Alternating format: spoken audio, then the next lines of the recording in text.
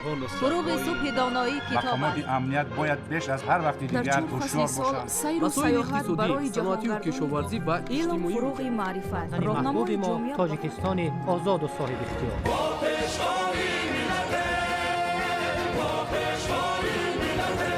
دوست باشید، اتفاق باشید، شکرانه همین دولت کنید، شکرانه همین سرزمین کنید، شکرانه کنید که چنین وطن عزیز و محبوب دارید.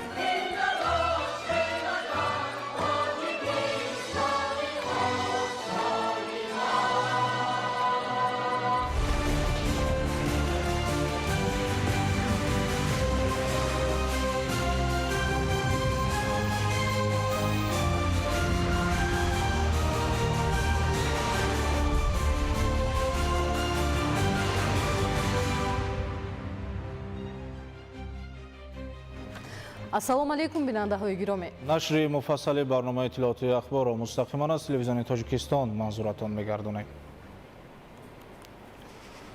тағйирёбии иқлим ва мушкилоти ҷаҳонӣ марбут ба прияхҳо ва об ҷомеаи ҷаҳонро ба ташвиш овардааст. бартараф намудани ин мушкилот зиёда аз 3 даҳсола мешавад ки дар меҳвари сиёсати президенти ҷумҳурии Тоҷикистон пешвои миллат муҳтарам Эмомалӣ Раҳмон қарор дорад ва дар ин самт Тоҷикистон ташаббускори 5 иқдоми сатҳи ҷаҳонист. ҳалли саривақтӣ масоили марбут ба прияхҳо ва обу иқлим аз робитаи устувори дастаҷаъмона ва саривақтии ҷомеаи ҷаҳонӣ вобаста аст. шарҳи Юсуф Ғанизода. ташаббусҳои беназир, ҳифзи прияхҳо, ҳалли масоили ҷаҳонии обу иқлим, ҳадафу барномаҳои мушаххас ва таррезии нақшаҳои бузург ба хотири ояндаи босаодати башар. 5 ташаббуси таърихии ҷумҳурии Тоҷикистон вобаста ба ҳалли мушкилоти ҷаҳонии об ва дигаргуншавии иқлим ки ҷомеаи ҷаҳониро ба ҳамбастагӣ ва ҳамраҳии пайваста даъват менамояд, имрӯз аз ҷониби олимону донишмандони бузургтарин марказҳои илмии ҷаҳон мавриди омӯзиши ҳамаҷониба қарор дошта, дар асоси онҳо нақшаҳои мукаммал рӯи кор омадаанд ва татбиқи босамари онҳо барои пешгирӣ аз обшавии пиряхҳои хурду бузург ва хатари тағйирёбӣ бо суръати иқлим замина мегузоранд. биёбоншавӣ, хушксолӣ, сарзадани офатҳои табиӣ падидаҳои манфии дигаргуншавии иқлим буда дар ҳоли пешгирӣ нашудан оқибатҳои боз ҳам нигаронкунандаеро дар пай доранд. норасоии оби нӯшиданӣ аз ҷумлаи мушкилоти умдаи бештари давлатҳои рӯи дуньёст ва имрӯз зиёда аз 2 миллиард аҳолии сайёраи замин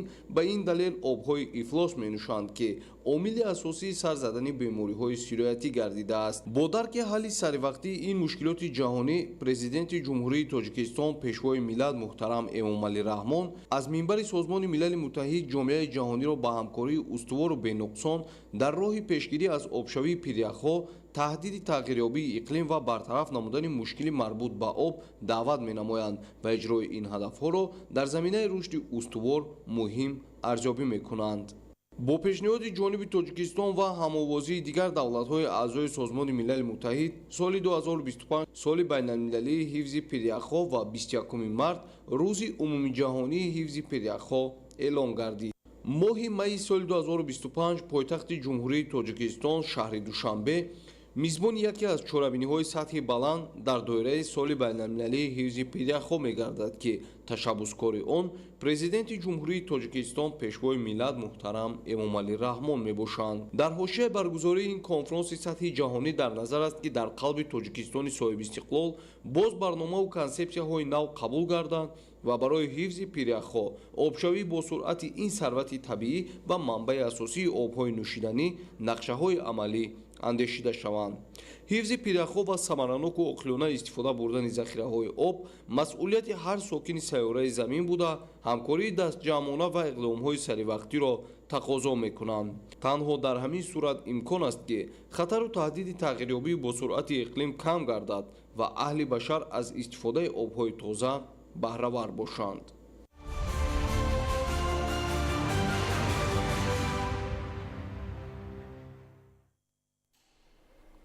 солҳои охир хатару таҳдидҳои аз терроризму ифротгароӣ бар оянда мунтазам васеъ мегардад ва ин зуҳуроти харобиовар боиси оқибатҳои даҳшатбор мегардад. Ин раванд ҳамоҳангкунии нақшаҳои нав ва муборизаи дастҷамъонаи ҳама қишрҳои ҷомеаро талаб дорад. имрӯз оид ба барномаҳои давлатии ҷумҳурии Тоҷикистон дар пешгирии экстремизм, терроризм ва татбиқи қатъномаҳои Созмони Милали Муттаҳид конфронси сатҳи баланд баргузор гардид. Наврӯзшоҳи Азизулло гузориш медиҳад. олимону коршиносон, зиёиён, мақомоти давлатии масъул, ташкилотҳои байналмилалӣ ва ҷомеаи шаҳрвандӣ хатару таҳдидҳои экстремизму терроризм ва роҳҳои пешгирии ин вабои асрро дар шаҳри Душанбе муҳокима карданд. Конфронси ҷумҳуриявӣ оид ба барномаҳои давлатии ҷумҳурии Тоҷикистон дар пешгирии терроризм, экстремизм ва татбиқи қатъномаҳои Созмони Милали Муттаҳид ҷиҳати иҷрои супоришҳои президенти ҷумҳурии Тоҷикистон пешвои миллат муҳтарам Эмомалӣ Раҳмон ки аз паём ба Маҷлиси олӣ бармеояд бо ташаббуси прокуратураи генералии ҷумҳурии Тоҷикистон дар ҳамкорӣ бо барномаи рушди Созмони Милали Муттаҳид баргузор гардид. роҳбарият ва кормандони вазорату идораҳо, мақомоти иҷроияи ҳокимияти давлатии шаҳру ноҳияҳо, муассисаҳои таълимӣ, созмонҳои байналмилалӣ, ташкилотҳои ҷамъиятӣ, ходимони дин ва шарикони рушд тариқи ҳузурӣ ва маҷозӣ муборизаи дастҷамъонаро бо терроризму экстремизм дар шароити кунунӣ амри зарурӣ маънӣ дод намуданд. роҳбарияти мақомоти прокуратураи генералии ҷумҳурии Тоҷикистон ба ҳам омадани намояндагони ҳама сохтору ташкилотҳо ва баргузории ин конфронси сатҳи баландро барои ироаи пешниҳодҳо, муаррифии роҳҳои муосири пешгирии хатари экстремизму терроризм, ҳамоҳангкунии фикрҳо ва муборизаи дастҷамъона муҳим арзёбӣ карданд. This is a very critical conference that we are having today. ин як конфронси хеле муҳиму саривақтӣ мебошад, бахусус бо назардошти хатари рӯзафзуни терроризм ва ифротгароӣ дар саросари ҷаҳон.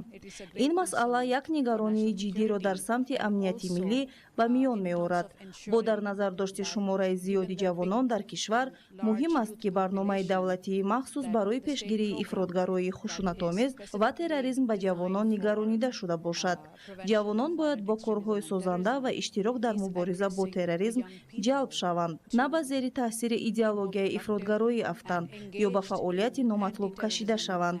байни Созмони Милали Муттаҳид ва ҷумҳурии Тоҷикистон ҳамкории густурда ба роҳ монда шудааст, хусусан бо мақомоти ҳифзи ҳуқуқ, аз ҷумла прокуратураи генералӣ. агентиҳои гуногуни Созмони Милали Муттаҳид дар доираи стратегияи миллӣ ва барномаи давлатии зидди террористӣ ба амалҳои гуногун мусоидат мекунанд. ман бар он боварам ки талошҳои ҳукумати кишвар барои баланд бардоштани сатҳи огоҳӣ ва пешгирии ифротгароӣ ва терроризми хушунатомез самти дурустро пеш гирифтаанд. мардум, махсусан ҷавонон, бояд дарк кунанд ки идеологияҳои ифротгаро хатарноканд ва барои субот, амният, сулҳ ва рушди на танҳо кишвари худ, балки тамоми минтақа ва ҷаҳон таҳдид мекунанд. муқовимат бо таҳдиду хатарҳои муосир ва пешгирӣ аз паҳнчавии идеологияи ифротгароӣ муҳимтарин василаи таъмини амният ва ҳаёти осуда барои шаҳрвандон маҳсуб меёбад. Тоҷикистон мубориза бо хатарҳои ҷаҳони муосирро яке аз самтҳои афзалиятноки сиёсати худ эътироф намудааст. зимни чорабинӣ дар шаҳри Душанбе гуфта шуд ки имрӯз экстремизм ва терроризм вабои аср дониста мешавад. бо назардошти ҳамин, барои таъмини амнияти минтақа ва ҷаҳон ба таври мунтазам пешгирӣ кардани чунин раванд ва оқибатҳои фоҷиабори он аз ҷумлаи иқдомҳои зарурии дастҷамъона дониста мешавад. мубориза бо экстремизм ва терроризм вазифаи дастҷамъона мебошанд ва ҷомеаи ҷаҳонӣ аз суханҳои подар-ҳаво бояд бартараб бошад ва дар масъалаи мубориза бо терроризм дастҷамъона бо чораҳои муассир мубориза баранд. қайд намудан зарур аст ки ин чорабинӣ ки имрӯз дар китобхонаи миллии ҷумҳурии Тоҷикистон гузашта истодааст, давоми сиёсати хиратмандонаи пешвои миллат дар масъалаи мубориза бо экстремизм ва гирифтани роҳи ифротшавии шуурии ҷавонон равона шудааст. тоҷикистон яке аз иштирокдорони фаъоли ҷомеаи байналмилалии зидди террористӣ аст. намояндагони созмонҳои байналмилалӣ бо ҷонибдорӣ аз иқдому ташаббусҳои ҷумҳурии Тоҷикистон дар самти пешгирии хатару таҳдидҳои терроризм ва таъмини ҳаёти осуда барои башарият ҳамовозӣ мекунанд. терроризму ифротгароӣ ба ҷомеаи ҷаҳон хавфи ҷиддӣ дорад. ташкилотҳои байналмилалӣ бо ҳамовозӣ ба иқдомҳои Тоҷикистон омодагии худро ҷиҳати тақвият додани чораҳои мубориза таъкид мекунанд. UNDP has been supporting the government of Tajikistan since 2018. барномаи рушди созмони милали муттаҳид аз соли 2018 инҷониб дар самти пешгирии экстремизм ва терроризм дар ҷумҳурии Тоҷикистон фаъолиятҳоро ба роҳ мондааст ва махсусан бо прокуратураи генералӣ бо дигар ниҳодҳои давлативу ғайридавлатӣ сари ин масъала фаъолиятҳои дуҷониба ва бисёртарафаро пиёда мегардонад. Фаъолиятҳои мо кӯмак барои татбиқи стратегия оид ба муқовимат ба экстремизм ва терроризм дар ҷумҳурии Тоҷикистон барои солҳои 2021 ва 25 сурат гирифтааст. Инчунин мо бо ташкилотҳои ғайридавлатӣ барои баландбардоштани огоҳонӣ дар сатҳи маҳал ва дигар дастандоркорон фаъолиятҳои зидшро пиёда гардонидаем. Боиси қайд аст ки дар доираи ин ҳамкориҳо 8 гурӯҳҳои машваратӣ таъсис дода шуданд ки барои аз як тараф пешгирӣ намудани падидаҳои ин омили ғайри матлуб, ин омили номатлуб ва инчунин барои ҳамоҳанг сохтани фаъолиятҳо дар сатҳи маҳал хизмат мерасонанд. Конференсияи дар сатҳи баланд оид ба пешгирии терроризм ва экстремизм ки яке аз масъалаҳои доғи рӯз мебошад баргузор гардид. Терроризм ин вабои аср аст. Терроризм миллат, ватан ва сарҳад надорад ва бошад ки боз ҳам ана ҳамун масъалаи дар якҷоягӣ, дар ҳамбастагӣ мо метавонем ки барои ана ҳамин пешгирии ана ҳамин омили номатлуби ҷомеа яъне ки ҳиссагузор бошем ва саҳми арзандаи худро дар нумӯи ҳанами ватани азизамон, дар пешрафт, дар ободӣ, дар сулҳу суботи ватани азизамон гузорем.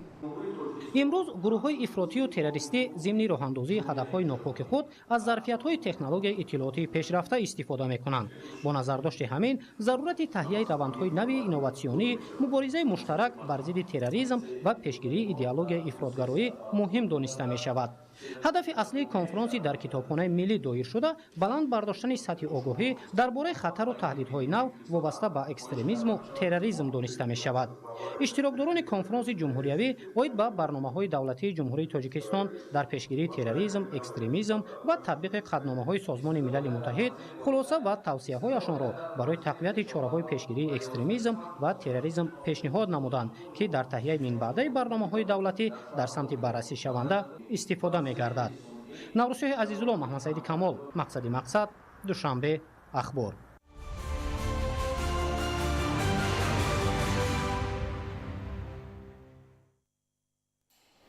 бо мақсади иҷрои дастуру супоришҳои президенти ҷумҳурии Тоҷикистон муҳтарам Эмомалӣ Раҳмон оид ба пешгирии истифодаву насби криптоасъор, ғайримақсадноку ғайриқонунии истифодаи нерӯи барқ, пас кардани талафоти нерӯи барқ ва ҷамъоварии пурраи маблағи барқи истифода гардида аз ҳисоби роҳбарони вазорату идораҳои дахлдор ва котиботи шӯрои амният комиссияи кори доимӣ таъсис дода шудааст. дар зимнан ба ин дар ҷамъияти саҳомии шакли кушодаи шабакаҳои тақсимоти барқ ҷаласаи дуюми комиссияи корӣ таҳти раёсати муовини сарвазири ҷумҳурии Тоҷикистон Усмоналӣ Усмонзода доир гардид, ки дар он масъалаи пешгирии талафот ва ғайриқонунӣ истифодабарии нерӯи барқ дар шаҳру ноҳияҳои тобеи ҷумҳурӣ мавриди баррасӣ қарор дода шуд. зимнан вобаста ба вазъи воқеии зеристгоҳҳо тақсимоти барқ, омилҳои асосии афзоиши талафоти нерӯи барқ, нишондиҳандаҳои тиҷоратӣ, қарздорӣ, ҷамъоварии маблағи ҳаққи хизматрасонии барқ аз рӯи омор таҳлил гардид. гуфта шуд, ки талафоти бештари нерӯи барқ дар 3 моҳи якуми соли равон дар шаҳри Ҳисор ва ноҳияҳои Рудакӣ ва Ёвон ба назар мерасад, ки дар баъзе ҷойҳо беш аз 50%-ро дар бар мегирад. ба андешаи масъулини соҳа омили асосии афзоиши талафоти нерӯи барқ кӯҳнаю фарсуда шудани дастгоҳу таҷҳизоти зеристгоҳҳо мебошад. Аммо дар ин кор асосан нозирону кормандони тиҷоратии шабакаҳои тақсимоти барқ дар шаҳру ноҳияҳо муқассир дониста шуданд. имрӯз дар шаҳри душанбе ҷаласаи кумитаи муштараки роҳбарикунанда оид ба муаррифии ҳисоботи Созмони Милали Муттаҳид дар бораи натиҷаҳои соли 2024 ва баррасии солонаи чаҳорчӯби ҳамкории Созмони Милали Муттаҳид оид ба рушди устувор барои солҳои 2023-2026 баргузор шуд. Дар ҷаласа роҳбарияти Вазорати рушди иқтисод ва савдои Ҷумҳурии Тоҷикистон, ҳамоҳангсози доимии Созмони Милали Муттаҳид дар Тоҷикистон ва дигар шахсони расмӣ иштирок намуданд. таъкид гардид ки таҳти сиёсати хиратмандонаи президенти Ҷумҳурии Тоҷикистон пешвои миллат муҳтарам Эмомалӣ Раҳмон ва дар натиҷаи тадбирандешиҳои ҳукумати ҷумҳурӣ устувории иқтисоди кишвар таъмин шуда Ҷумҳурии Тоҷикистон ба дастовардҳои назарраси иқтисодию иҷтимоӣ ва камёбиҳои беназир ноил гардид.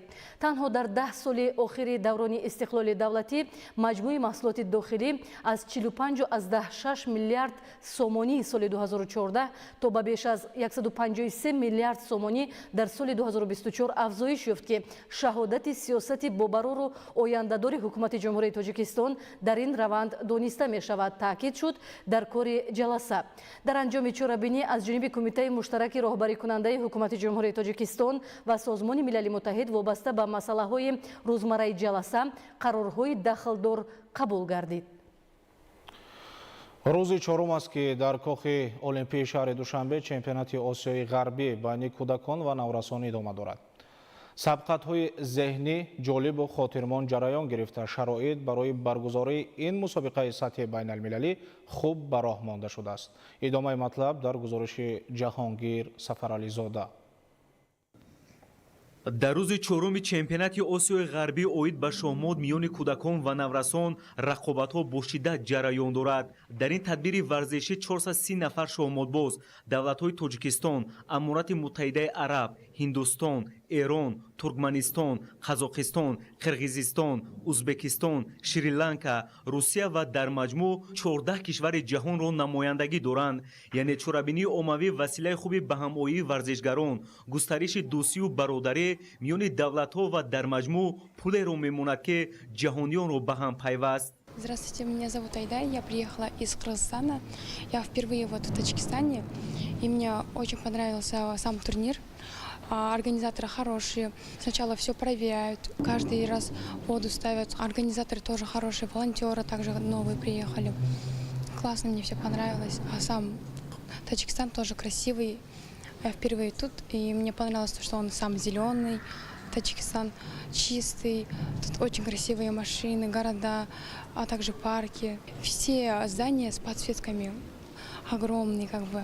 У нас такого нету, я прям была рада, когда первый раз приехала сюда. Меня зовут Замбражицкий Ян, я приехал из России, из Северного Урала. Я играю в категории до 16 лет, приехал в город Душанбе в первый раз, и мне здесь очень нравится. Здесь отличные условия проведения, турнир проводится в хорошем месте, также обеспечен трансфер в гостинице. Это очень удобно. Соперники из Таджикистана довольно приятные люди. Также они хорошо играют в шахматы довольно. Я заметил, у них уровень подготовки хороший. То есть дебютная линия тоже настроена. Ну и в окончаниях в большинстве у меня были заключены ничьи в равных эндшпилях. من زهیر حسن‌زاده از سمرقند باستانی راست گپ 30 سال ما نبودیم در دوشنبه. من خیلی خوشحالم است که من امروز اومدم دوشنبه نمیشناسم. همین قدر زیبا، همین قدر جالب دقت، همین قدر بناهای آسمان بوس، کجا نرید گل و گلزار، آدم‌ها با چهره کشاد، دستشان کشاد، دلشان کشاد، همین مهمان نوازی. من همین دیدم که دوست آید گرم در آغوش گیر، رسم خوبی تاجیکان را گم مکن این در دوشنبه.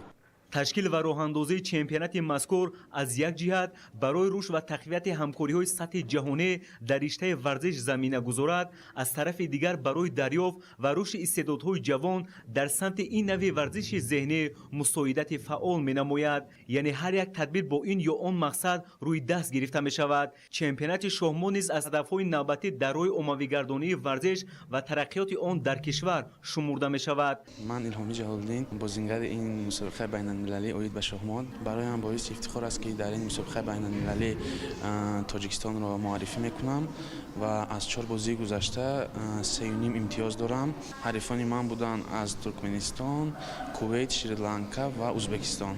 ترکمن و شریلانکا و کویت را مغلوب کردم و با بازیگر ازبک مساوی کردم. کوشش میکنم که در این مسابقه غالبیت را به دست آورده پرچم کشور خود را بلند بردارم.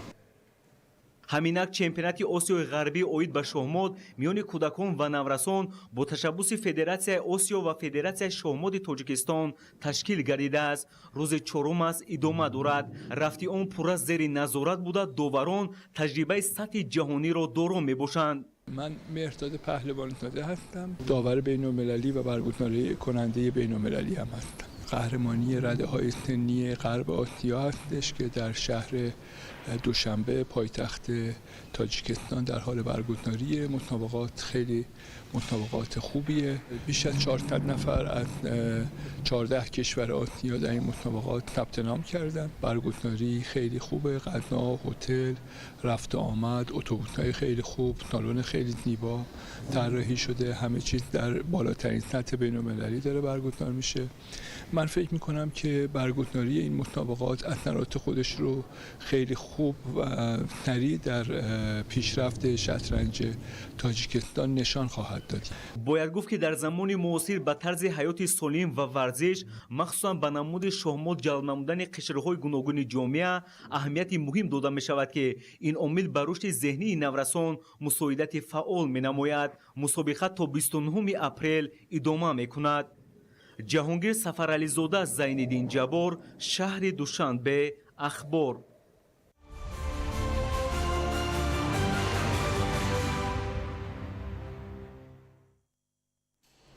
имрӯз дар шаҳри душанбе ҳамоиши шаҳрии гирандагони стипендияҳо ва ҷоизаҳои раиси шаҳри душанбе таҳти унвони душанбе шаҳри ҷавонӣ ва ҷавонон доир гардид.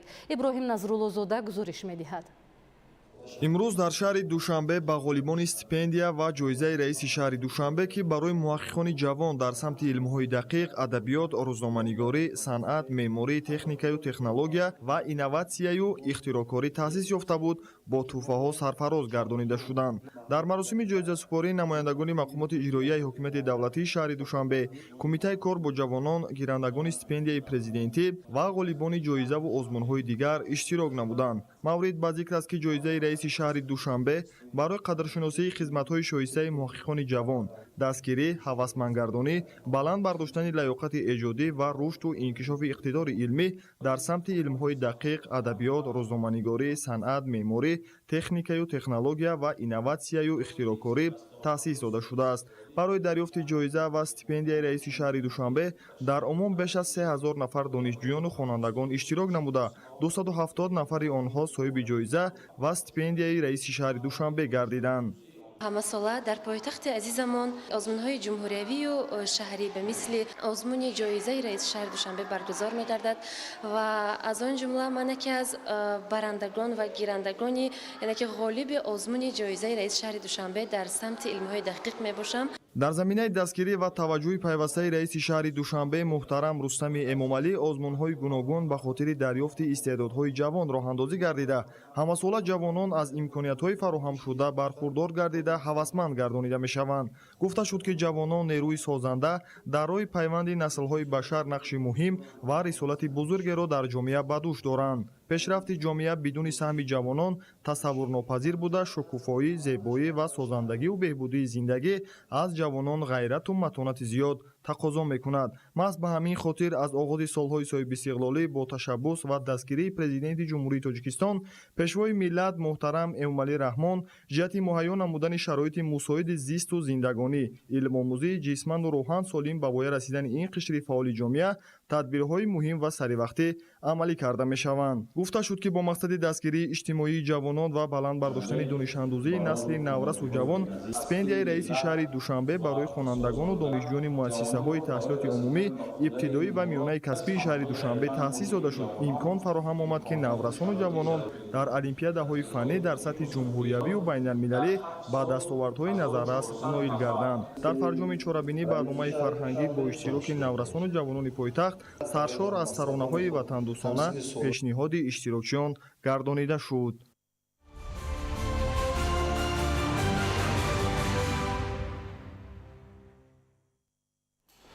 дар шаҳри Душанбе бахшида ба 35-солагии истиқлоли давлатӣ корҳои сохтмонӣ идома дорад.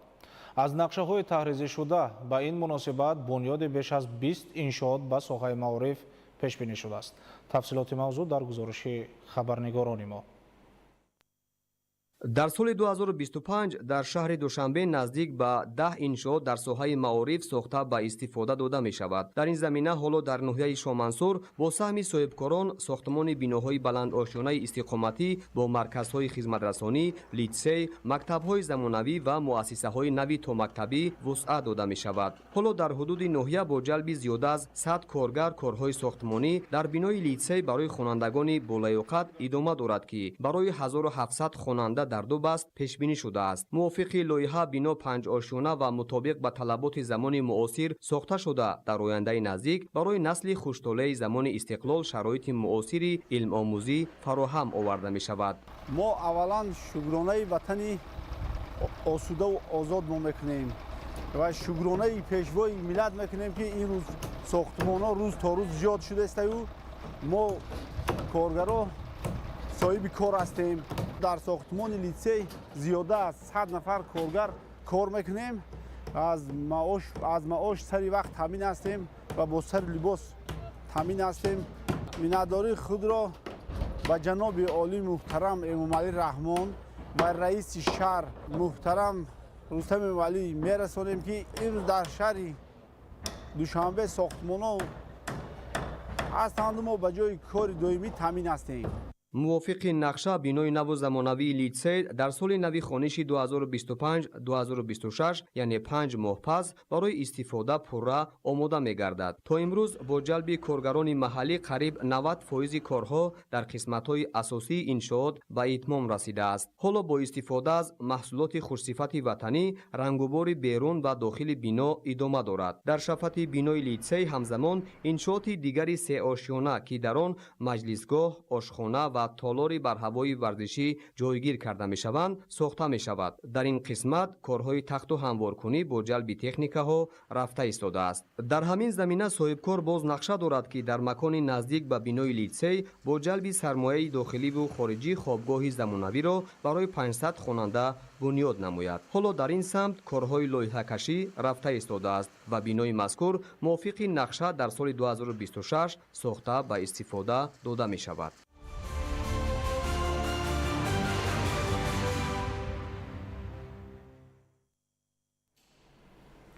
дар ҷамоати деҳоти ёрии шаҳри Панҷакен бахшида ба ҷашни 35-солагии истиқлоли давлатӣ бунёду навсозии 59 иншооти таъиноти гуногун ба нақша гирифта шуда, аз ин шумора то имрӯз 40 иншоот мавриди баҳрабардорӣ қарор гирифтааст. дар раванди созандагиҳо хусусан дар бунёди синфхонаҳои иловагӣ, бунгоҳҳои тиббӣ, марказҳои савдою хизматрасонӣ ва мунфаршкунии роҳҳои байни деҳаҳо сокинону соҳибкорон саҳми назаррас мегузоранд. гузориши Далери Бозор ва Зарҳуни Неъматулло. дар доираи нақшаи омодагиҳо ба ҷашни 35-мин солгарди истиқлоли давлатии ҷумҳурии Тоҷикистон бо дастгирии мақомоти иҷроияи маҳаллии ҳокимияти давлатии шаҳри Панҷакен ва самгузории сокинону соҳибкорон дар деҳаи ёрии ҷамъияти деҳоти ёрӣ корҳои ободонӣ вусъат меёбанд. зеро сокинони ин деҳа роҳи нави самгузорӣ дар рушди инфраструктураи деҳаро пайдо намуда гурӯҳи ободонии ёриро таъсис доданд ва ҳар моҳа сокинон ба қадри тавони худ самгузорӣ намуда маблағи ҷамъгардида барои ободии деҳа сарф мешавад. дар як соли фаъолияти ин гурӯҳ аллакай 3 километр роҳ мунфаш, роҳҳои дохили деҳа сангфаш ва бо симчӯбҳои бо қувваи офтоб фаъолияткунанда чароғон карда шуда, дар якчанд иншооти дигар корҳои созандагӣ идома доранд. имрӯз бошад иншооти навбатӣ муассисаи таҳсилоти миёнаи умумӣ рақами 9 деҳи ёрӣ, ки болопӯши онро пурра шахсони саховатманд ҳама мардуми деҳа сарҷам омада болопӯши ин биноро иваз намуда истоданд با سهمگذاری ساکنان و صاحبکاران حالا بنپوش مؤسسه تحصیلات میانه عمومی رقم 9 که از کلانترین مکتب‌های حدود جماعت به حساب می‌رود نو گردیده ایستاده است. این مؤسسه سال 1991 ساخته شده با میان تا اندازه فرسوده گردیده بود و این است که حالا ساکنان زیاد به حشر برآمده در عوض نمودن آن سهم گذاشته ایستادند. اشتراک ساکنان زیاد از آن شهادت می‌دهد که با سرجمی و متحدی میتوان تمام کار را به انجام رسانید. حالا در مؤسسه تعلیمی رقم 9 2059 خواننده تحصیل میکنند که با آنها 87 آموزگار درس میگویند. مؤسسه تحصیلات میانه عمومی رقم 9 سال 1991 بنا شده است تا به امروز یگان مرتبه تعمیر کمیته نموده است. امسال با دستگیری گروه آبادانی یاری همه بالاپوش مؤسسه از نو تعمیر شده است. در مؤسسه ما 2059 طلبه 87 آموزگار فعالیت نموده است.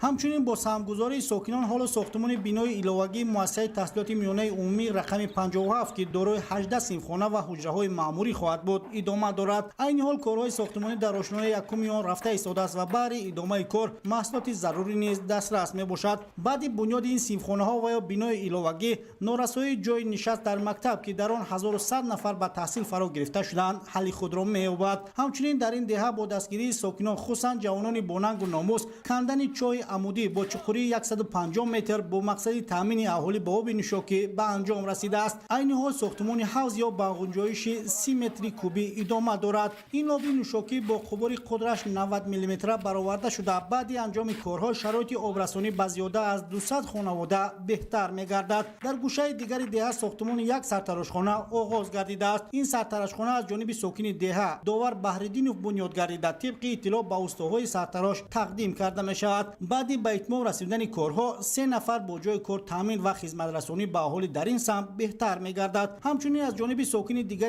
دهه یاری بهروز حاجی مرادوف در درآمدگاه جماعت دروازه رمزی ساخته می‌شود. تا امروز پایه‌های آن برداشته شدند و بعد چند این موضع نیز به مکان زیبا تبدیل می‌گردد. ساکنان روند سازندگی و بنیادکاری‌ها را از موجود بودن صلح و وحدت، صاحب استقلال کشور و سیاست عاقلانه و بنیادکارانه پیشوای معظم ملل محترم امام علی رحمان دانسته نیت دارند که در دیگر کارهای سازندگی نیز سهم خود را گذارند. دلیری بازار، زرهون نعمت الله، شهر پنجکند، اخبار.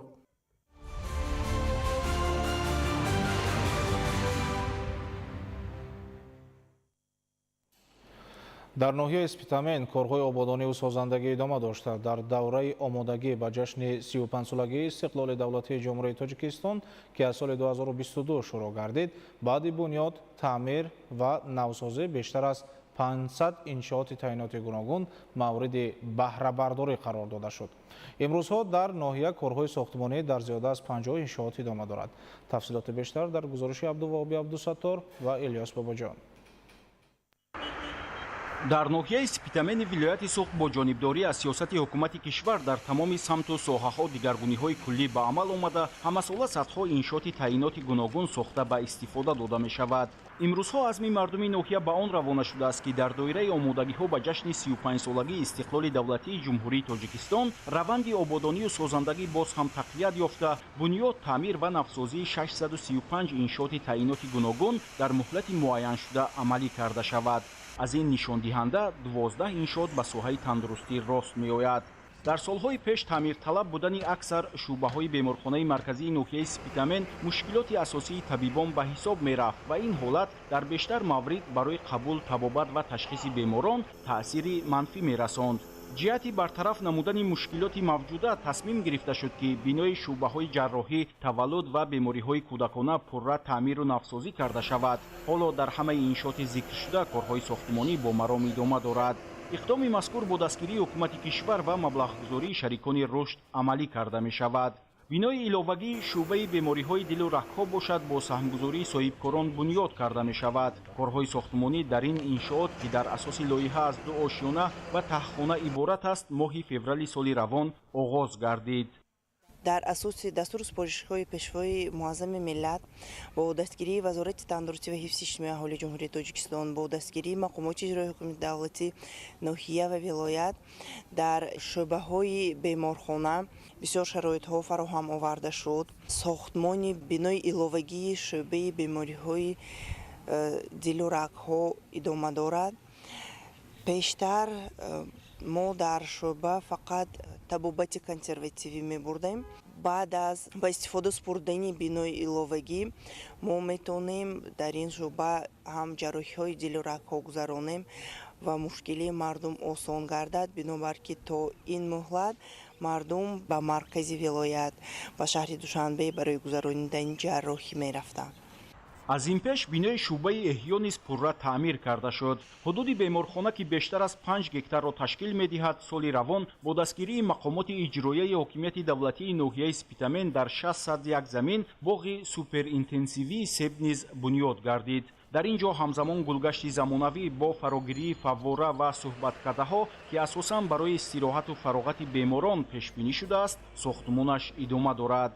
биноҳои беморхона солҳои 60 асри гузашта сохта ба истифода дода шуда буда бисёр дар ҳолати кӯҳнаю фарсуда қарор дошта. баъди ба анҷом расидани корҳои таъмиру азнавсозӣ, хизматрасонии тиббӣ ба аҳолӣ боз ҳам хубтару нақстар мегардад. мавриди зикр аст ки азму иродаи сокинони ноҳияи Спитамен, хусусан соҳибкорон, дар роҳи татбиқи ҳадафҳои созандаи ҳукумати мамлакат қавӣ буда то ҷашни 35-солагии истиқлоли давлатии ҷумҳурии Тоҷикистон ҳамаи иншооти ба нақша гирифташударо бо сатҳу сифати баланд сохта ба истифода медиҳанд.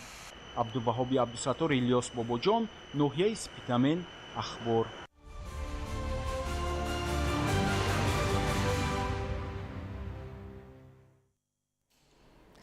дар заминаи иқдомҳои созандагӣ ҷиҳати рушди инфраструктури маҳал, таъмини шароити арзандаи зиндагӣ ва ҳаракати бемаъмунияти воситаҳои нақлиёт дар ноҳияи Ёвон, роҳи байни деҳавии деҳоти Даҳана ба масофаи 2,5 километр бо паҳнои 12 метр мунфарш карда шуд. ин тадбир дар асоси нақшачорабиниҳои мақомоти иҷроияи ҳокимияти давлатии ноҳия ва саҳми соҳибкорони ватандӯст анҷом дода шуд. гузориши Шаҳзод Раҷабзода.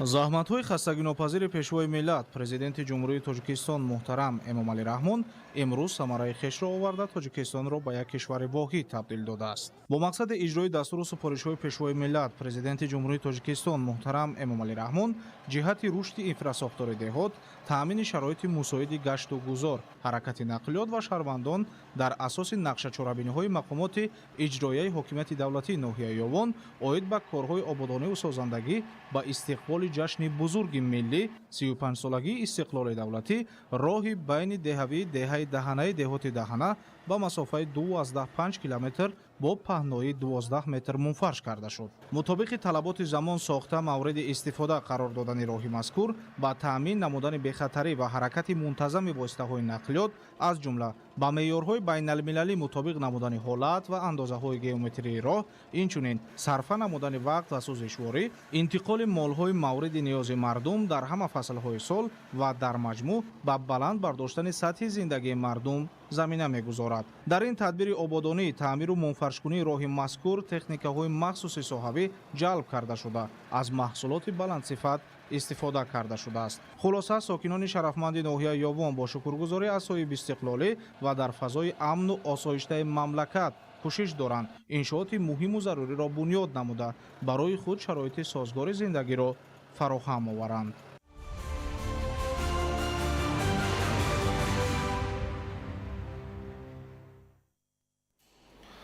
дар шаҳри ҳисор асфалтпӯш намудани роҳи Чимтепа Шарора Ҳисор оғоз гардид.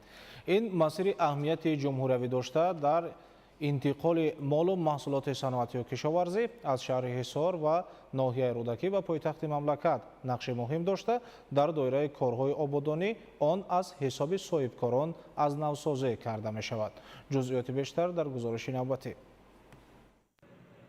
роҳи автомобилгарди аҳамияти ҷумҳуриявӣ доштаи Чимтепа Шарора Ҳисор аз ҷониби мақомоти иҷроияи ҳокимияти давлатии шаҳри Ҳисор дар ҳамкорӣ бо соҳибкороне ки корхонаҳояшон ба истеҳсоли маҳсулоти саноатӣ машғуланд аз навсозӣ карда мешавад. дар асоси дастуру супоришҳои роҳбарияти олии кишвар, мақомотҳои иҷроияи ҳокимияти давлатии шаҳру ноҳияҳои ҳамшафати пойтахт аз ҷумла шаҳри Ҳисор уҳдадор шуда буданд ки ҷиҳати таъмиру аз навсозии роҳҳои алтернативие ки тавассути онҳо нақлиёти зиёди боркаш вориди шаҳри Душанбе мегарданд, тадбирҳои саривақтӣ андешанд. барои дар амал татбиқ намудани ин дастури роҳбари давлат, асфалтпӯш кардани идомаи роҳи аҳамияти ҷумҳуриявидоштаи Чимтепа Шарора Ҳисор аз даромадгоҳи ҷамоати шаҳраки Шарораи шаҳри Ҳисор оғоз гардид. корҳои таъмирии роҳ масофаи беш аз 8 километрро дар бар гирифта бо паҳноии 8 метр дар кӯтоҳтарин муҳлат асфалтпӯш карда мешавад. ҷиҳати босифат ва дар асоси лоиҳа анҷом додани корҳо, техникаву механизмҳои зарурӣ ва кормандони муассисаи давлатӣ нигоҳдории роҳҳои автомобилгарди шаҳр ҷалб карда шудаанд. бо дастгирии соҳибкорони маҳаллӣ дар масофаи 8.5 километр роҳе ки ноҳияи рӯдакиро бо шаҳри Ҳисор мепайвандад, корҳои мумфаршкунӣ имрӯз оғоз гардид. ҳисор ки яке аз шаҳрҳои истеҳсолкунандаи маҳсулоти кишоварзию саноатӣ ба ҳисоб меравад, фароҳам овардани шароити мусоид барои бемушкилӣ интиқол додани молу маҳсулот ба дигар шаҳру ноҳияҳои кишвар мусоидат мекунад. татбиқи нақшаҳои ҳукумати мамлакат дар мисоли навсозии роҳҳои аҳамияти маҳаллию ҷумҳуриявӣ дошта метавонад сокинонро аз имкониятҳои замонавии хизматрасонӣ дар самти роҳу нақлиёт баҳравар гардонад. аз ин роҳ баъди навсозӣ ронандагону мусофирони шаҳрҳои Душанбеву Ҳисор ва ноҳияи рӯдакӣ метавонанд истифода кунанд.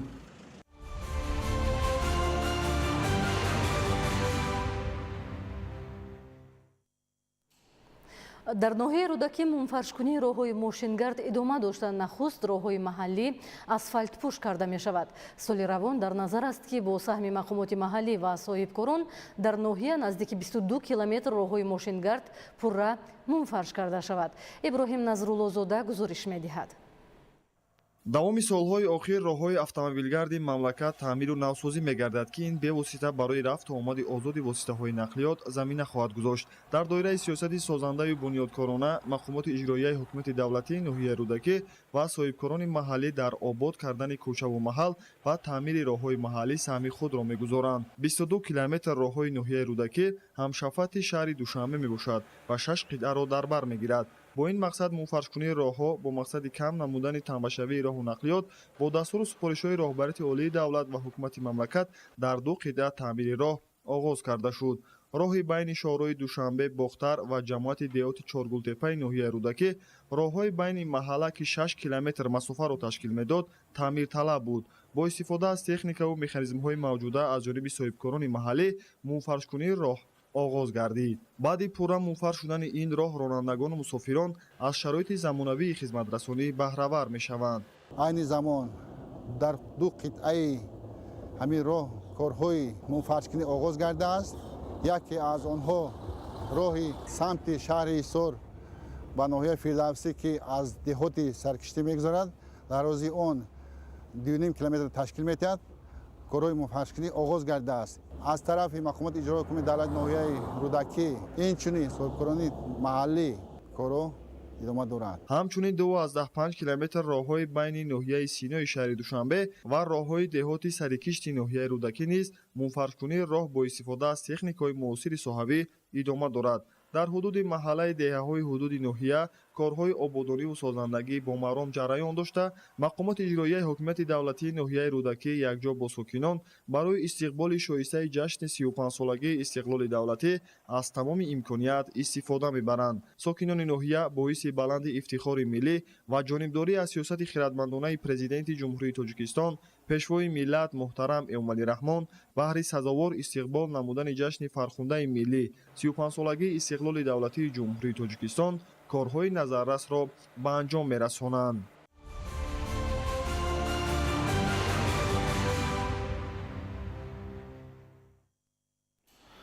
бо мақсади ҳифзи хоҷагиҳои зотпарварӣ, тухмипарварӣ ва дар маҷмӯъ рушди соҳаи кишоварзӣ дар шаҳри Душанбе ҷаласаи корӣ доир гардид.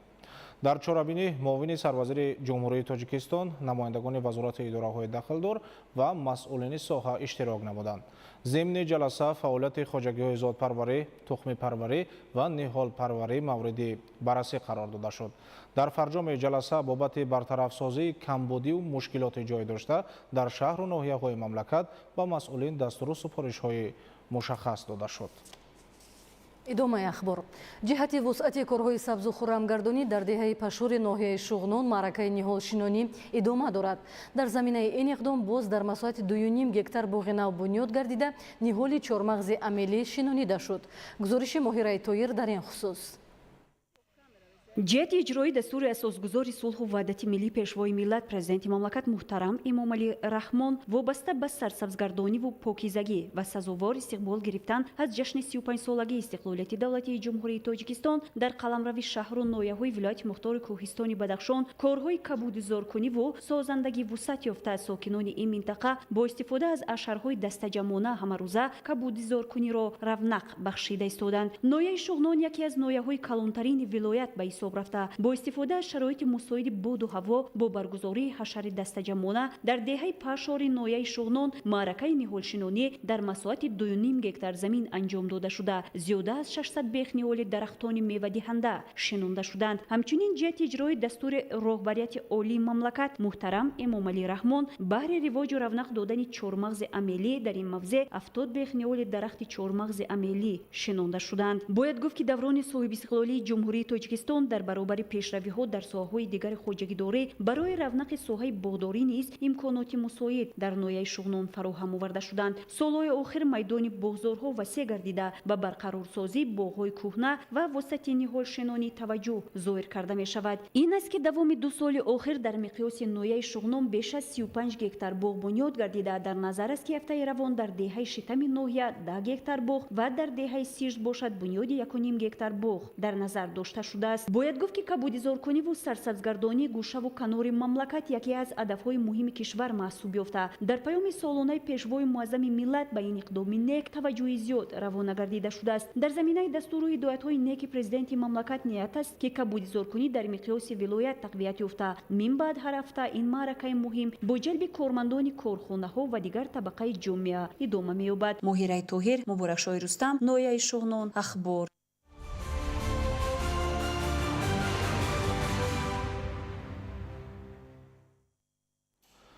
кишоварзони ноҳияи Ёвон имсол дар самти истифодаи самароноки замин, беҳтар намудани ҳолати мелиоративӣ ба гардиши кишоварзӣ ворид намудани заминҳои бекорхобида ва афзун намудани ҳаҷми истеҳсоли маҳсулоти кишоварзӣ тадбирҳои заруриро амалӣ намуда ба фаровонҳосилӣ замина гузоштанд. маълумоти бештар дар гузориши хабарнигорони мо. соҳаи кишоварзӣ дар баробари дигар соҳаҳои хоҷагии халқ рушд намуда, хоҷагидорони ноҳия ба ҳосили бо ранҷ парваридаашон дар таъмини амнияти озуқаворӣ бо маҳсулотҳои тару тозаи кишоварзӣ нақши созгор доранд. соли 2025 кишоварзони ноҳияи Ёвон дар самти истифодаи самароноки замин, беҳтар намудани ҳолати мелиоративӣ ба гардиши кишоварзӣ ворид намудани заминҳои бекорхобида ва афзун намудани ҳаҷми истеҳсоли маҳсулоти кишоварзӣ корҳои муайянро ба анҷом расониданд. кишти зироатҳои техникӣ аз он ҷумла пахтак 1220 гектар ба нақша гирифта шудааст. айни ҳол аввалин бор дар ҷамоат бо тариқи нав зери пилёнка 140 гектар ба нақша гирифтем ва кишти он бо маром рафта истодааст. агар нашъунамои пахта дар ин нави зери пилёнка агар хуб ба мо ба сифат барояд, агар кӯшиш мекунем дар оянда дар ҳудуди ҷамоат майдони зери пилёнкаро зиёдтар намоем. дар ҳамаи бахшҳои хоҷагидории ноҳия дар майдони 22547 гектар кишти асосии зироатҳои кишоварзӣ гузаронида шуда, иҷрои дурнамо 87% таъмин гардид. аз ҷумла дар майдони 7568 гектар ғалладонагиҳо, 983 гектар полезиҳо, 9186 гектар зироатҳои техникӣ, аз ҷумла 9186 гектар пахта, 1499 гектар сабзавот, 384 гектар картошка ва 693 гектар кишти зироатҳои хӯроки чорво гузаронида шудааст. аллакай дар ноҳия кишти пунбандона ба охир расида истодааст ва сабзи пахта ба қайд гирифта шуда ва нашъунамои он хеле ҳам хуб мебошад. имсол кишоварзони ноҳия дар майдони 380 гектар кишти картошка гузаронданд ки ин 100% дурнамо мебошад. дар майдони 15 гектар кишти сирпиёз гузаронда шуда ки ин ҳам бошад 100% дурнаморо дар бар мегирад ки ин нашъунамои ҳам картошка ҳам зироати сабзавотӣ яъне сирпиёз хеле ҳам хуб мебошад. бо дарки ин андеша кишоварзони ноҳия ҳар ваҷаб заминро самаранок истифода бурда дар таъмини бозори истеъмолӣ ва инчунин дастрасии корхонаҳои саноатӣ ба ашёи хуми ватанӣ саҳм мегузоранд. кишоварзони ноҳия ёвон бештар бозори истеъмолии кишвар аз ҷумла пойтахти мамлакат шаҳри душанберо бо сабзавот таъмин менамоянд. худи ҳамин сол майдони кишти пиёз дар ҳамаи шаклҳои хоҷагидории ноҳия 800 гектар ва гармхона барои кишту кори бодрингу помидор 32 гектарро ташкил додааст, ки аз ин ҳама гармхонаҳои доимиро ташкил мекунанд, ки ҳосили интизорӣ баробар ба 48 тонна муайян гардидааст. бо назардошти талабот кишти картошкаро низ имсол хоҷагидорон зиёд намуданд.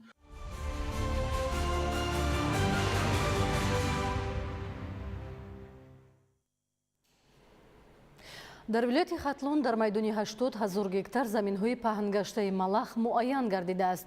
барои сари вақт анҷом додани тадбирҳои безараргардонӣ дар мавзеъҳои муайян корҳои безараргардонӣ бо техникаву механизмҳои зарурӣ ба роҳ монда шудааст.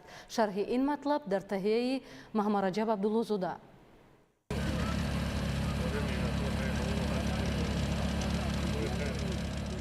бо фаро расидани фасли баҳор пайдоиш ва хуруҷи малах дар якчанд минтақаҳои вилояти хатлон боиси нигаронии масъулину кишоварзон гардида барои безарар гардондан ва паншавии он чораҳои зарурӣ пешбинӣ ва амалӣ карда мешавад.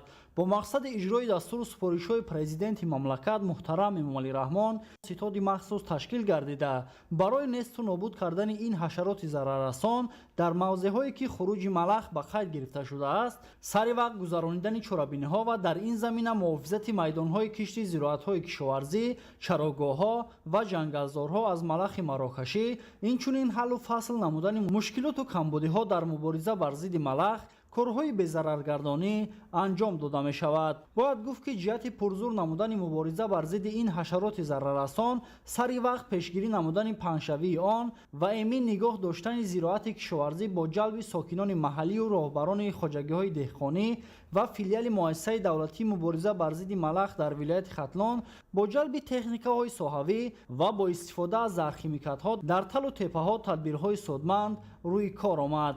яке аз масъалаҳои муҳим ин вусъат додани ташкили муташаккилонаи мубориза бар зидди малах ба шумор рафта мувофиқи маълумоти филиали муассисаи давлатии экспедитсия мубориза бар зидди малах ба ҳолати моҳи апрели соли 2025 аз мушоҳидаҳои тирамоҳӣ аз тарафи мутахассисони соҳавӣ дар шаҳру ноҳияҳои вилоят майдони 80 000 гектар паҳн гаштани малахи марокашӣ маълум гардида дар ин санд бо мақомоти иҷроияи ҳокимияти давлатӣ дар шаҳру ноҳияҳо корбарӣ намуда истодаанд. ҷиҳати пешгирии паҳншавии малах дар баробари ситоди амалкунанда хоҷагиҳои деҳқонӣ низ ҳамарӯза дар талу теппаҳои атрофи заминҳои корами хоҷагӣ тадбирҳои безараргардониро анҷом медиҳанд. ба тавсияи мутахассисон малахи марокашӣ аслан дар минтақаҳои барои гузаронидани коркардҳои кимиёвӣ дастнорас тухм гузошта давра ба давра аз доманакӯҳҳо ба водиҳо ва марзҳои кишоварзӣ мефарояд. ҷиҳати несту нобуд кардани ин ҳашароти зараррасон мақомоти иҷроияи ҳокимияти давлатии вилояти хатлон дар якҷоягӣ бо ситоди доимамалкунанда фаъолиятро ҷонок намуда истодаанд. Маҳмараҷаб Абдуллозода, Давлати Файзулло, вилояти Хатлон, Ахбор.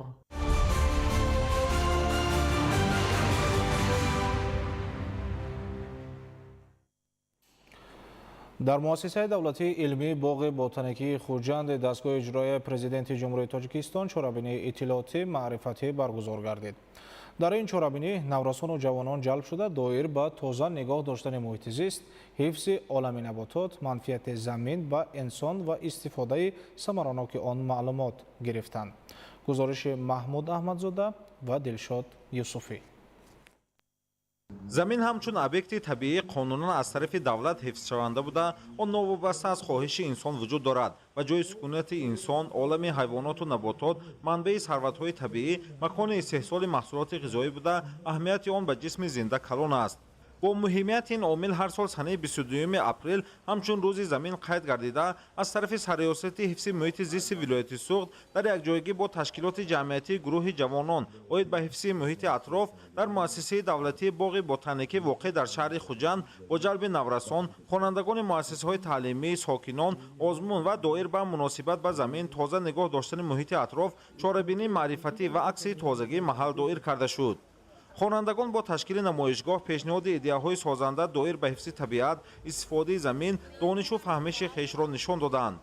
мақсади асосии қайд намудани ин санаи муҳими экологӣ барои бори дигар ҷалб намудани аҳолӣ, шаҳрвандон, умуман ҷомеа ба масъалаҳои мубрами экологӣ, муаммоҳои экологӣ ки дар имрӯз мо дида метавонем, тасмим гирифтем ки як аксияи экологӣ дар минтақаи истироҳатии шаҳри Хуҷанд барпо намоем ки бо мақсади баланд бардоштани маърифати экологӣ ва дониши экологии ҷавонон гузаронида мешавад.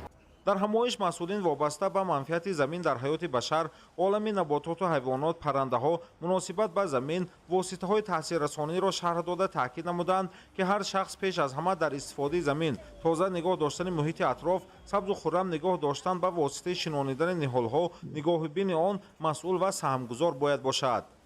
баҳри баланд бардоштани маърифати экологии ҷавонон имрӯз дар 15 шаҳру ноҳияҳои вилояти Суғд аъзоёни нозирони сабз фаъолият мекунанд дар марказҳои таҳсилоти иловагӣ. Тоза нигоҳ доштани муҳити зист ин қарзи ҳар як шаҳрванд мебошад. ҳамзамон имрӯз дар боғи ботаникӣ дастгоҳи иҷроии президенти ҷумҳурии Тоҷикистон дар шаҳри Хуҷанд ки пур аз дарахтони нодир ва сабзу хуррам аст, аксияҳои тозагӣ баргузор карда шуд ва ин тадбир дар дигар шаҳру ноҳияҳои вилоят низ идома ёфт.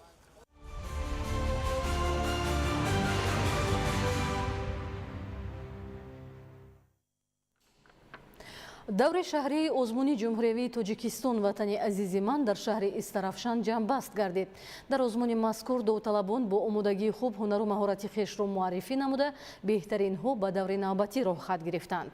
Фирдавс Умаров дар ин хусус иттилоъ медиҳад.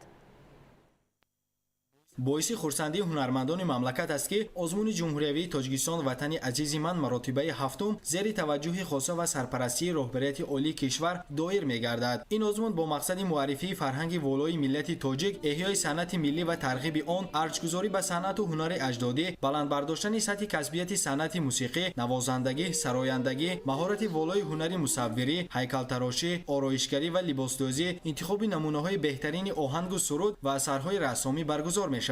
бо мақсади амалисозии гуфтаҳои болозикр имрӯз дар шаҳри Истарафшан низ даври аввали озмун доир гардид. дар он ҳунармандони синну соли гуногун бо омодагии қавӣ ширкат варзида байни ҳамдигар рақобати солим нишон доданд. нахуст ҳайати комиссияи озмун аз намоиши ҳунари либосдӯзӣ, рассомӣ, ороишгарӣ ва ғайра дидан намуда ба ҳунару истеъдоди довталабон баҳои баланд доданд. тазаккур бояд дод ки имсол бо дастури бевоситаи президенти ҷумҳурии Тоҷикистон пешвои миллат муҳтарам Эмомалӣ Раҳмон ҳаҷми маблағи мукофот барои ғолибони озмун ду баробар зиёд гардида ҷиҳати дар сатҳи баланд доир гардидани озмун аз фонди захиравии президенти ҷумҳурии Тоҷикистон 7 миллиону 680 ҳазор сомонӣ ҷудо карда шуд. мо ҷавонон ба пешвои муаззами миллат ташаккури худро баён месозем. маҳз бо дастгирии он кас аст ки мо дар ин озмунҳо иштирок карда истодаем ва мехоҳем ватани азизи худро то арсаи ҷаҳонӣ муаррифӣ намоем. довталабони озмуни Тоҷикистон ватани азизи ман бо ҳаяҷон ва шӯру шавқи беандоза ба саҳнаи ҳунармандӣ ворид гардида истеъдоду ҳунарҳои аҷдодии худро нишон доданд. ҳайати комиссияи озмун ба ҳар як ҷузъиёт, предмет ва тарзи гуфтору навозиши довталабон диққати махсус зоҳир намуда ҷиҳати ба даври вилоятӣ роҳхат гирифтан баҳои холисона пешниҳод намуданд. маълум шуд ки дар ин озмун довталабон на танҳо ҳунару истеъдод, балки муҳаббати амиқи худро нисбат ба ватан модар ифода карданд. қайд кардан ба маврид аст ки дар даври аввали озмуни имсола наздики 100 нафар довталаб аз ҳудуди шаҳру деҳоти Истарафшан ширкат варзиданд ва тибқи иттилои ҳакамон аксари онҳоро истеъдодҳои нодир низ ташкил медиҳанд. гуфта шуд ки нисбати солҳои пешин ташкил ва баргузории озмун куллан дигаргун гашта шукӯҳу шаҳомати хосаро ба худ касб кардааст. зеро дар соли 2025 барандагони шоҳиҷоиза бо 100 ҳазор сомонӣ, ғолибони ҷойҳои якум, дуюм ва сеюм мутаносибан бо 70 ҳазор, 50 ҳазор ва 30 ҳазор сомонӣ маблағ мукофотонида мешаванд. Фирдавс Умаров, Мазбут Бобозода, Орзу Маъруфов, шаҳри Истарафшан, Ахбор.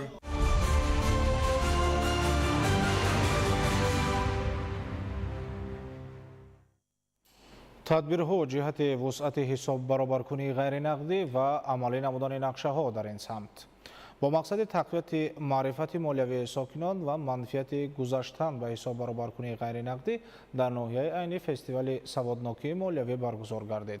ҷузъиёти бештар дар гузориши Ассомиддин Ғиёсзода.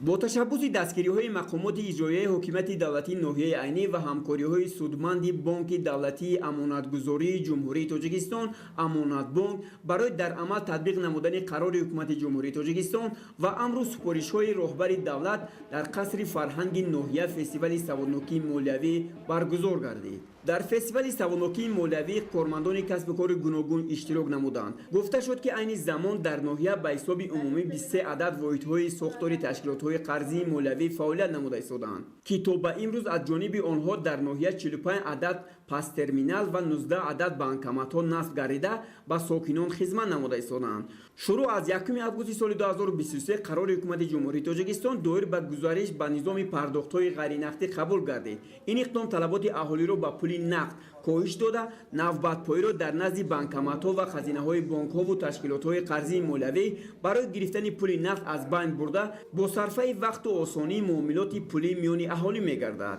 فستیوال سوادنوکی مولوی که با هدف بلند برداشتن دانش ملکه مولوی شهروندان راه اندازی شد با بررسی مسائل‌های مختلف طریق سوال و جواب انجام یافت. عصام‌الدین غیاث‌زاده از ناحیه عینی برای برنامه اطلاعاتی اخبار.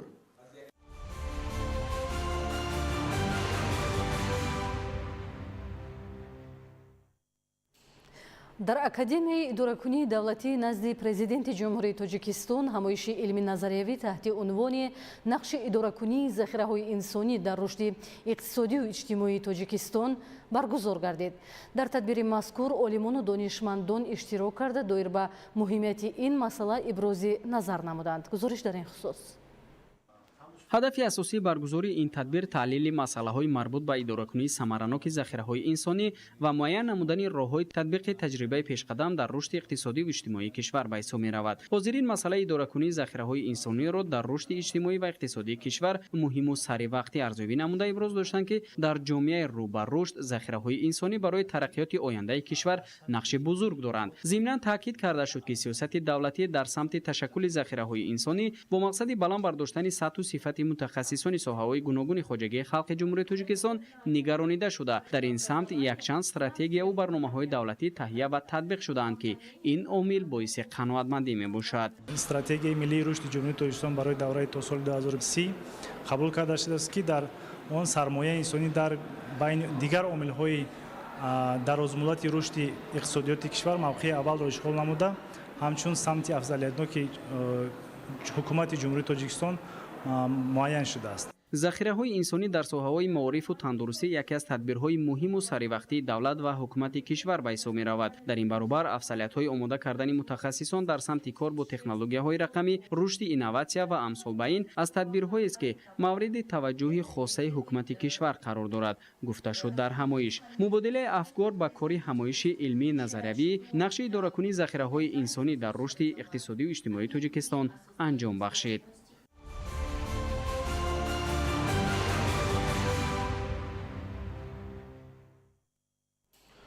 дар муассисаи давлатии маркази ҷумҳуравии такмили ихтисоси кормандони соҳаҳои сайёҳӣ ва хизматрасонӣ донишгоҳи байналмилалии сайёҳӣ ва соҳибкории тоҷикистон бахшида ба ҳафтаи илм конфронси илми амалии ҷумҳуравӣ дар мавзӯи рушди устувори соҳаҳои сайёҳӣ ва хизматрасонӣ доир шуд. гузориши хабарнигорони мо. конфронси илмии амалии ҷумҳуриявӣ таҳти унвони рушди устувори соҳаҳои сайёҳӣ ва хизматрасонӣ дар муассисаи давлатии маркази ҷумҳуриявии такмили ихтисоси кормандони соҳаҳои сайёҳӣ ва хизматрасонии донишгоҳи байналмилалии сайёҳӣ ва соҳибкории тоҷикистон дар ду бахш самтҳои стратегии рушди соҳаҳои сайёҳию хизматрасонӣ ва муаммоҳои иҷтимоию иқтисодии минтақавӣ ва глобалӣ баргузор гардид. дар конфронс мақолаҳо бо забонҳои тоҷикӣ, русӣ ва англисӣ дар мавзӯъҳои мукаммалгардонии самтҳои афзалиятноки соҳаи сайёҳӣ дар шароити муосир, нақши туризм дар таъмини рушди устувори иқтисоди миллии кишвар, таҳлилу арзёбии вазъи муосири рушди инфраструктури бозори энергетикӣ дар Тоҷикистон, мукаммалгардонии хизматрасониҳои давлатии электронӣ дар шароити иқтисоди рақамӣ, рушди соҳаи сайёҳӣ дар даврони истиқлоли Тоҷикистон, асосҳои институтсионалии таъмини амнияти сайёҳон дар шароити муосир, сайёҳӣ ҷузъи муҳими сиёсати иҷтимоии иқтисодии давлат, стратегияи маркетингии соҳаи сайёҳии Тоҷикистон, маркетинги сайёҳии тиҷоратӣ ва имкониятҳои он, татбиқи зеҳни сунъӣ дар раванди рақамикунонии хизматрасониҳои давлатии электронӣ, таҳлили назариявии иқтидори меҳнатӣ ва шуғли пурмаҳсул дар бозори меҳнат ва рақамикунонӣ, қисми ҷудонашавандаи ҳаёти иқтисоди кишвар аз ҷониби олимону муҳаққиқон ва омӯзгорону кормандони муассисаҳои таҳсилоти ибтидоии касбӣ ва олии касбии ҷумҳурӣ пешниҳод шуда, дар бахшҳо мавриди баррасию муҳокима қарор гирифт. Ҳадаф аз баргузории ҳамоиши илмии амалӣ, таҳлилу баррасии паҳлӯҳои муҳими рушди соҳаҳои сайёҳӣ ва хизматрасонӣ дар замони муосир арзёбӣ шуд. Ташкил ва баргузории чунин ҳамоишҳои сатҳи ҷумҳуриявӣ заминаи мусоид барои густариши ҳамкориҳои илмӣ ва амалии байни муассисаҳои таълимӣ, пажӯҳишгоҳҳо ва сохторҳои дахлдорро фароҳам оварда, дар таъмини рушди устувори соҳаҳои зикршуда нақши муҳим мебозад.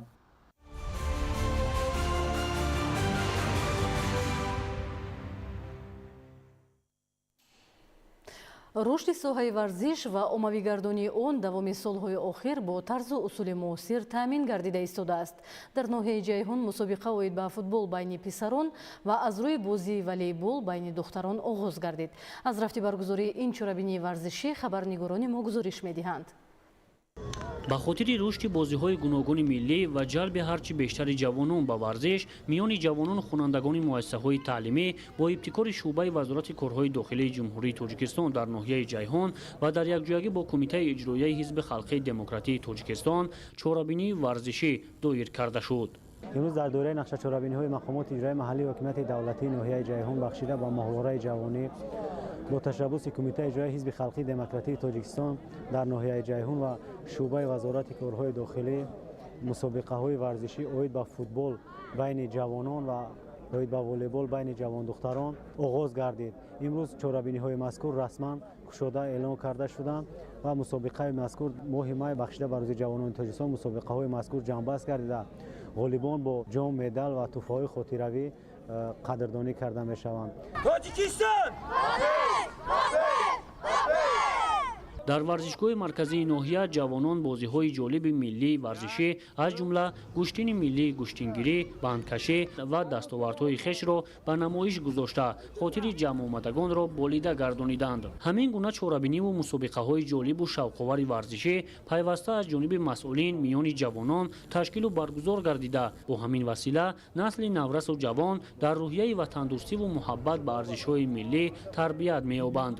зикр шуд ки бо соҳибистиқлол гардидани ҷумҳурии Тоҷикистон соҳаи ҷавонон ва варзиш рушд намуда баҳри дӯстдорони варзиш шароиту имконоти беҳтари машқу тамрин фароҳам гардонида шудааст. ҳамзамон дастовардҳои варзишгарон дар мусобиқаҳои гуногуни сатҳи ҷумҳурӣ ва байналмилалӣ назаррас арзёбӣ мегардад. тибқи иттилои масъулин мусобиқаи мазкур моҳи майи соли равон дар доираи баргузории чорабиниҳои моҳвораи ҷавонӣ ҷамъбаст гардида ғолибон бо ҷоми шуъбаи Вазорати корҳои дохилӣ дар ноҳияи ҷайҳун ва дигар тӯҳфаҳои хотиравӣ қадрдонӣ карда мешаванд. Самандаршоев Искандари Саид, ноҳияи ҷайҳун, ахбор.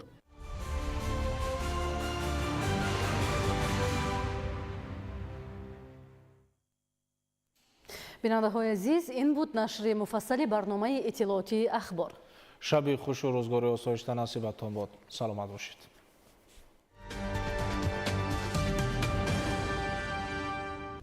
салом бинандагони гиромӣ, шуморо бо вазъи ҳавои мамлакат барои пагоҳ 25 апрели соли 2025 шинос менамоем. мутахассисони агентии обу ҳавошиносии мамлакат иттилоъ медиҳанд, дар вилояти мухтори кӯҳистони Бадахшон ҳавои камабри бебориш пешгӯӣ мешавад. ҳарорати ҳаво дар ғарби вилоят шабона 2-7 дараҷа гарм, рӯзона 14-19 дараҷа гарм мешавад. дар шарқи вилоят шабона 2-7 дараҷа хунук, рӯзона 7 то 12 дараҷа гарм мешавад. дар вилояти Хатлон ҳавои тағйирёбандаи бебориш пешгӯӣ мешавад. ҳарорати ҳаво дар водиҳо шабона 10-15 дараҷа гарм, рӯзона 29-31 дараҷа гарм мешавад. дар доманакӯҳҳо бошад шабона 1-6 дараҷа гарм, рӯзона 13-18 дараҷа гарм мешавад. дар вилояти Суғд ҳавои тағйирёбандаи бебориш пешгӯӣ гардида ҳарорати ҳаво дар водиҳо шабона 11-16 дараҷа гарм, рӯзона 27-32 дараҷа гарм мешавад. дар ноҳияҳои кӯҳӣ шабона 1-6 дараҷа гарм ва рӯзона бошад 15-20 дараҷа гарм пешгӯӣ мешавад. дар ноҳияҳои тобеи ҷумҳурӣ ҳавои тағйирёбандаи бебориш пешгӯӣ мешавад. ҳарорати ҳаво дар водиҳо шабона 10-15 дараҷа гарм, рӯзона 29-31 дараҷа гармӣ дар назар аст. дар ноҳияҳои кӯҳӣ бошад шабона 7-12 дараҷа гарм, рӯзона 20-25 дараҷа гарм мешавад. дар шаҳри душанбе ҳавои тағйирёбандаи бебориш пешгӯӣ мешавад. ҳарорати ҳаво шабона 10-12 дараҷа гарм, рӯзона 25-27 дараҷа гарм хоҳад шуд. бинандагони гиромӣ, дар ҳама гуна вазъи ҳаво ба шумо табъи хушу болидаро таманно дорем. хайр. сармояи боэътимод меҷӯед. ин яке аз беҳтарин интихоб аст. тилло ҳамеша арзишашро нигоҳ медорад. омили асосии таъмини пардохтпазирӣ имкони бозхариди онҳо аз ҷониби Бонки Миллии Тоҷикистон мебошад.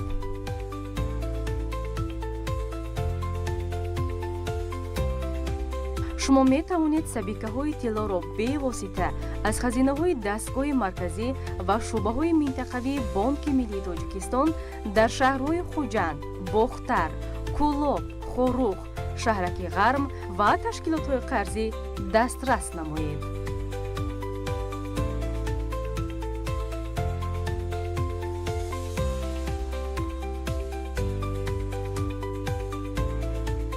тилло на танҳо сармоя, балки рамзи эътимод ва ояндаи устувор аст. сабикаҳои ченакии тилло тавассути хазинаҳои Бонки Миллии Тоҷикистон ва ташкилотҳои қарзӣ фурӯхта мешавад.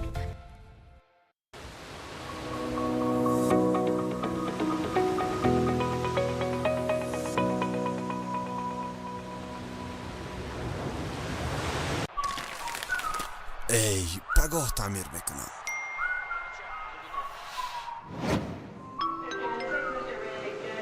қаҳваи интихобшудаи арабика таъми бой ва дурахшони қаҳваи ҷакеи 3 дар 1 ҳангоми зарурат қувва медиҳад. бо шарофати ҷакей ба ҳама чиз вақт меёбам. фоизҳо паст карда шуданд.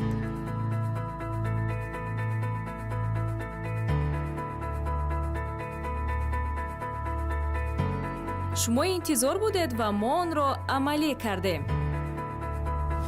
қарзҳои тиҷоратӣ аз 15% солона то 3 миллион сомонӣ ва ба муҳлати то 48 моҳ.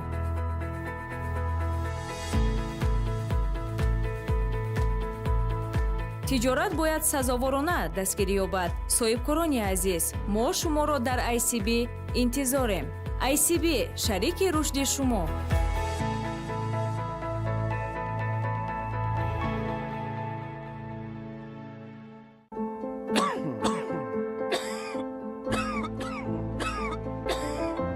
шумо сулфа шудед ва он шуморо нороҳат мекунад. шарбати брамисол сулфаро рафъ, нафаскаширо озод, хушкии гулӯро бартараф мекунад. худи оне ки сулфа набуд. хоҳед ки сулфа бартараф шавад дар ҳол, ба шумо ёрӣ медиҳад брамисол. хушхабар!